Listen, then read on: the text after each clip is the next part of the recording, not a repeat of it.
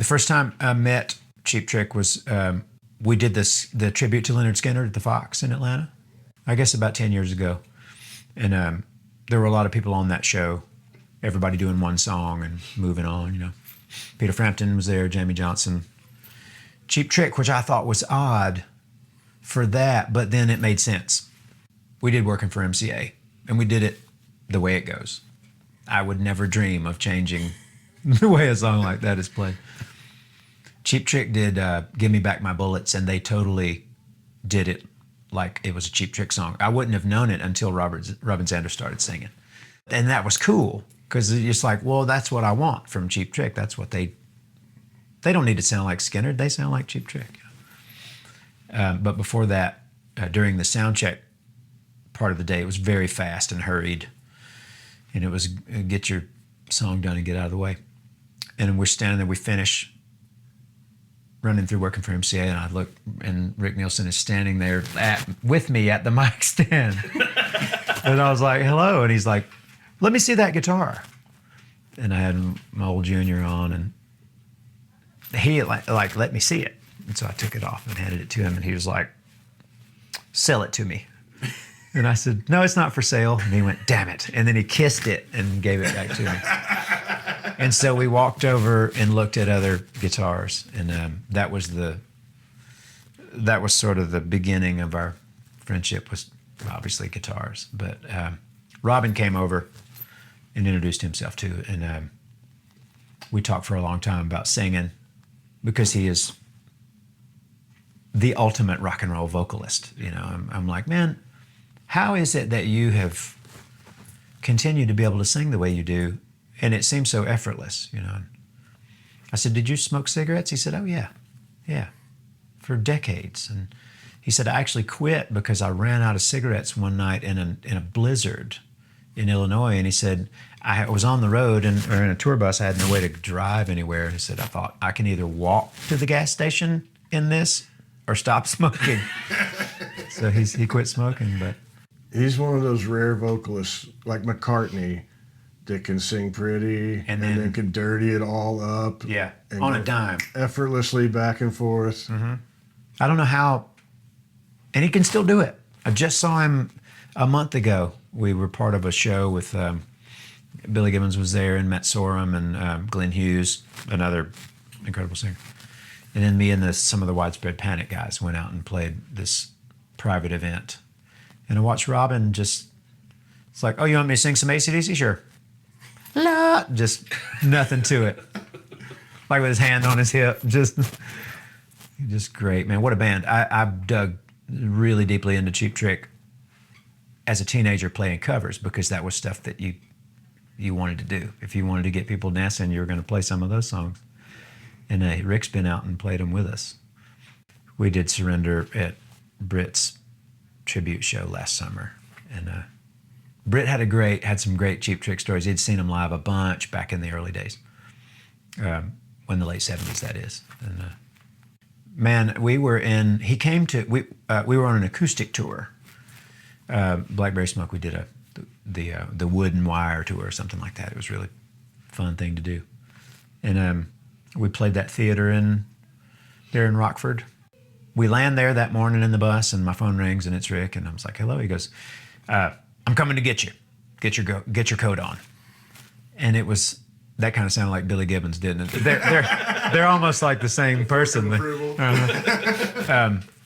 He shows up in a smart car, that little bitty car, and it was raining. And the tour bus driver we had for that, like a month, we had a fill-in driver. He was kind of new at the gig, and it was blowing his mind to see Rick Nielsen come in. And so as we're leaving, Rick and I, that guy steps out into the rain with his phone. He's like, excuse me, Mr. Nielsen, could I get a picture? And I was just like, no, don't do that. Plus it's raining, you know. And Rick was so awesome and was like, sure. And so he's kind of fiddling with his phone. And I said, give me the phone, I'll take it. So I'm trying to get the phone, and Rick goes, hurry up, man, Charlie's getting wet.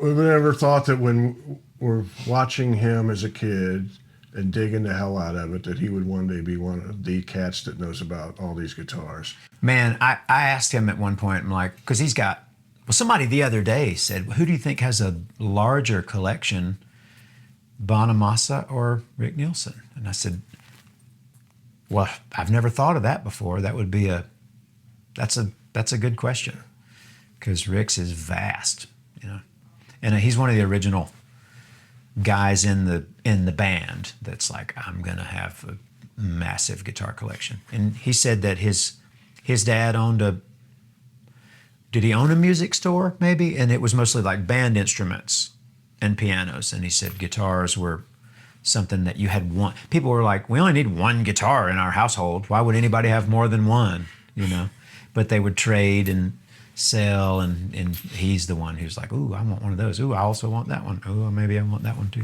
Yeah, his collection is probably a lot more varied than Bonamassa. Probably, yeah. I think Bonamassa has got like he did tell me once, he's like, I wanted to buy a really good tweed champ. And Joe, who I love, he's a great friend. He said, yeah, I can sell you one. I've got 30 of them. And you see the pictures that he posts, they're all lined up. It's very Einstein with his closet full of the same shirt, you know. And he said, let me pick out a good one. I've moved on to Bonamassa now, sorry. And he said, okay, I found you a really good, clean one. Sounds great. Still got a 2-prong plug, if you don't mind that, the death plug, you know. I said, no. He said, I'll send it to you. You can check it out. And I gave him my address, and I said, let me send you some money. He's like, see if you like it first. He overnighted it. I opened the box the next day, and it's got a little note on the top that said, this one's on me. Whoa. Wow. Yeah, very nice. Damn. Note to self, tell Bonamassa I need an amp. Yeah. And it's a good one. Did he have any opinions about changing the plug, if it changed the sound of the amp by putting the ground plug in there as opposed to the original two? We didn't. I don't think we've ever talked about that. Most people do, just because it's safer. And then you can get, with the 2-prong, you get some buzz, hum issues, ground issues. I've got a couple of those older amps that I use the 2-prong that's in it. Our last album, I used a little blackface champ 2-prong, and you just flip it the way, because usually those little plugs will have a little mark or something, and you're like, okay, because it'll be different either way, you know. I'm an electrician now, Otis. You're getting technical there. Right? Yeah. But I actually did. I flipped it because I used the little brown box thing, and I'm like, okay, oh, that's quieter. People probably will tell me I'm full of shit. But. The brown box, you're regulating the actual amount of current that goes to your amp. Yeah, those old amps, they don't want the power to be hotter than what they're rated for. So some of my old amp guru guys are like, I got an old Plexi Marshall head, and they're like, do not run that thing without a regulator, because that circuitry does not want to see 122 coming out. It wants to see 112 or somewhere around there. People might not realize that every venue that you go to play, the current coming out of the wall will go ahead and vary slightly. They'll spike, you know. It'll change the sound of the amp every night, which is going to be different because of the room anyway. Yeah. There's one less variable to have to worry about. High voltage sounds very harsh. Sorry, AC/DC. You want lower voltage with your tube amp. It gives it more. It's sag, they call it. You know, that's what you like. Somebody said Eddie Van Halen he discovered all that as the tinkerer that he was. And he started using a variac to adjust the voltage. And he would tell people, oh no, I crank it way up. And he's got them all blowing their amps up. Where in reality, he's turning it way down. They say that the first Van Halen record, he had the variac set to 89. So normally it's going to be, you know, a 120 or a 110. Yeah. He's cranking it way down there to 89. That brings us back to Wasp. Eddie Van Halen borrowed Chris Holmes. It was a Destroyer, an Ibanez Destroyer. That's am what I you. right about that? I You were should right. remember that. It was white. That's what you hear on any song on the first record that you don't hear the whammy bar. You're hearing that guitar, and especially when you hear the plink, the diddle-boom, the little piano sounding thing at the beginning of Running with the Devil. He couldn't do that on the Frankenstrat because it didn't have the ABR1 type bridge and then the stop bar. It was a Destroyer. Yeah. Is that shaped like an Explorer? It is. Is it the one that's on the cover of Women and Children First? I think it is. I think then he painted it and then he wound up cutting it to look like a shark which he said ruined it. I swear I know nothing about Van Halen, but I just sounded something. like I did. What the hell? That's something. I watched too much Guitar YouTube. Yeah. Yeah, man. It's a deep well. Don't you have a signature guitar from Gibson? I do. It was talked about years ago with the last regime, and actually paperwork was put together to do it, and then it went away, as did the last CEO and all that, But then, so fast forward, and Cesar and Mark Agnesi at Gibson were like, let's do that. And I said, absolutely. And then, talk became, my old guitar is not stock. It was refinished way back in the 70s. It was Rick Richards from the George Satellites guitar. Okay. And he knows who painted it in Atlanta, and I can't remember who. There were a few really good repair guys in Atlanta. Chris Derrig was there, who made Slash's famous Les Paul. I think he built that guitar in Atlanta. Anyway, I don't think it was him that painted mine, but so we talked about that, the fact that it doesn't have original finish or the original bridge or the original tuners or anything.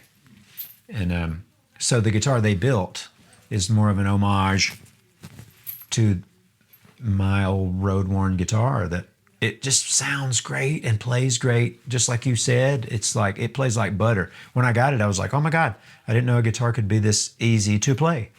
And they're not all. It's just one of the really special ones.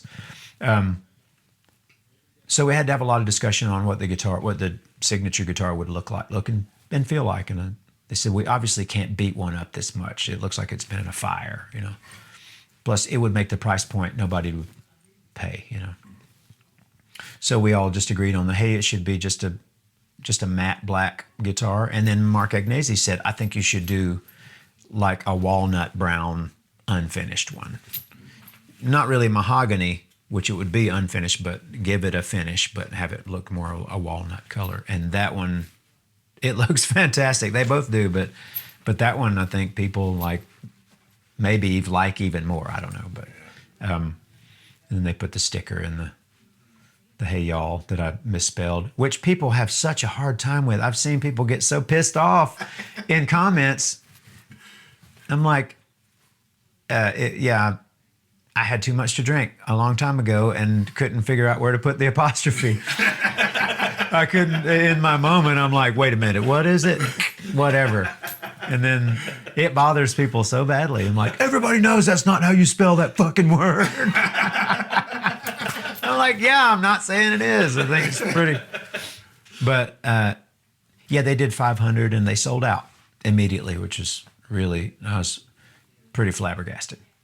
Because it's a simple guitar, it's one pickup, two knobs. That's it. And that had to feel beautiful, man. It does. I can't believe it. I can't believe it. Because somebody I still remember the excitement that I felt when I bought my first Gibson guitar. It was a late 70s SG, and I had to save the money. Well, actually, my sister let me borrow some money, and I had to pay her back, but I had to go pay $250 for it. And I thought I was just king of the world, like, oh, I've got a Gibson. Jimmy Page plays a Gibson. Look at me, and Angus Young. So to see the word Gibson in my name, that's not lost on me, man. That's heavy duty. Was there an unveiling party in Nashville of some sort? Yeah, at the Gibson garage there. Well, it was just like a signing at the unveiling, and then had like a meet and greet. Yeah. And it was cool. That'd be nice. They had some merch, and they had some of the guitars for sale that they held I guess, to the side. But Were there some of your peers there in the guitar world? no, it was more. We were playing the Ryman, so it was an afternoon before we played the Ryman. But you know, I wanted to get another one. I have the first two that came off the line, and I wanted to get another one, and they're gone. And I just was talking to the folks at Gibson, and they were like, we'd have to find one.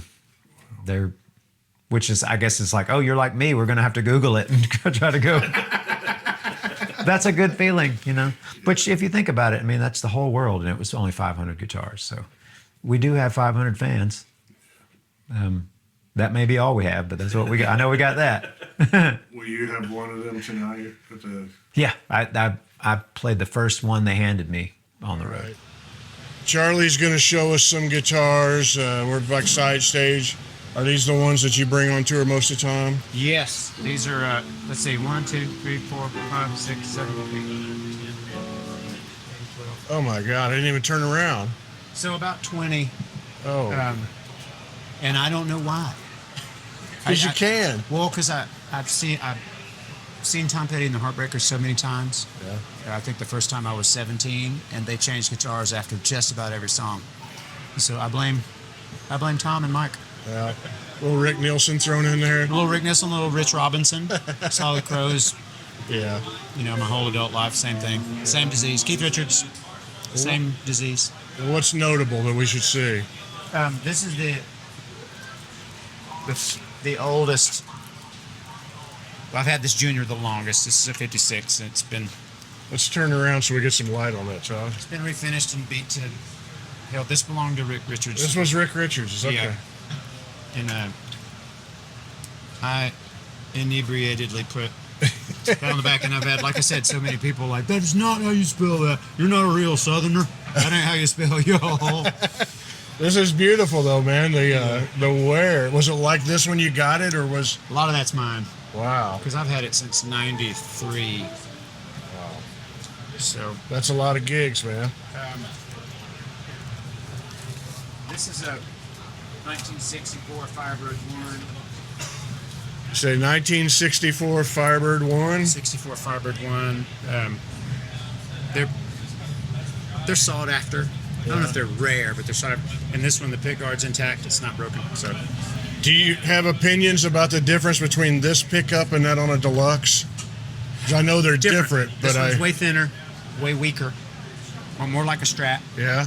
This was their answer to a Stratocaster, sort of. This is what Neil has in the Old Black Yes. on the bridge position. Yeah. Okay. He's Neil. He makes it work. Hey. Let's see.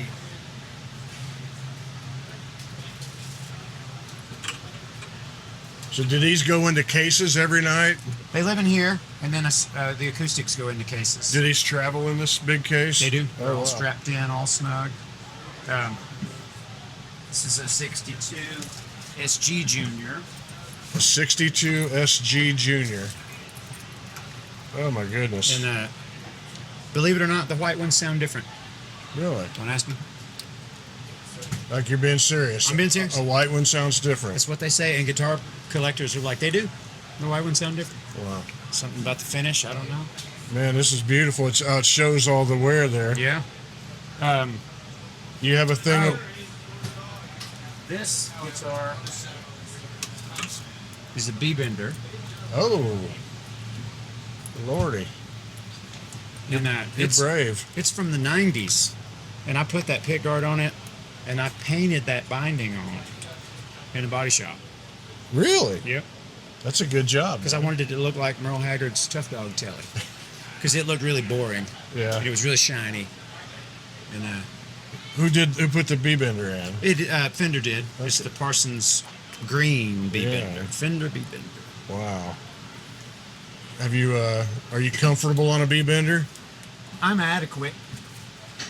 Yeah. That's pretty good for a B-bender. Yeah, I learned when not to, which is most of the time. That's the most important thing in music. Yeah. We're going not to. Had a bunch of Telecasters, and this is a 1956 burst conversion. Oh man. So This is actually a 56. it's actually 56. the gold finish which it had was stripped off to reveal a very beautiful flamey top. Oh wow! And So when you say conversion, It the was- flame was there. That's It just there. was covered. it was given 1959 parts. So Man, is the light good to see that maple? Oh, there it is. that is flaming like crazy. Yeah. It's beautiful. Wow.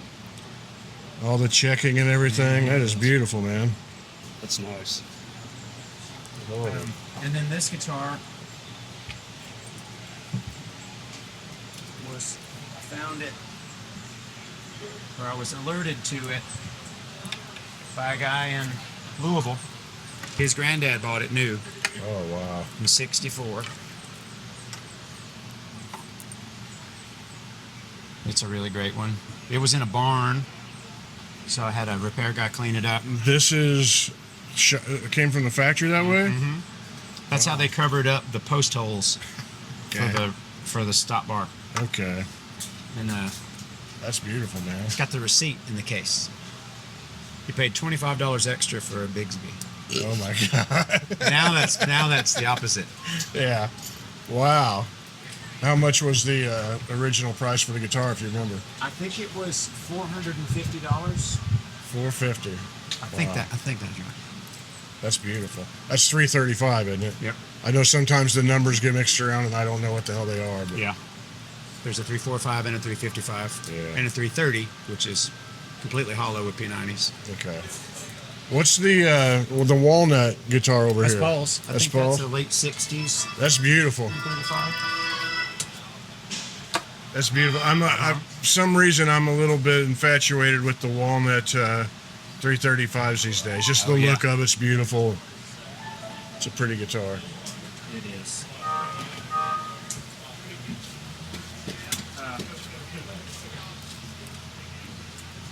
Here's the signature model. Yeah, let's see that.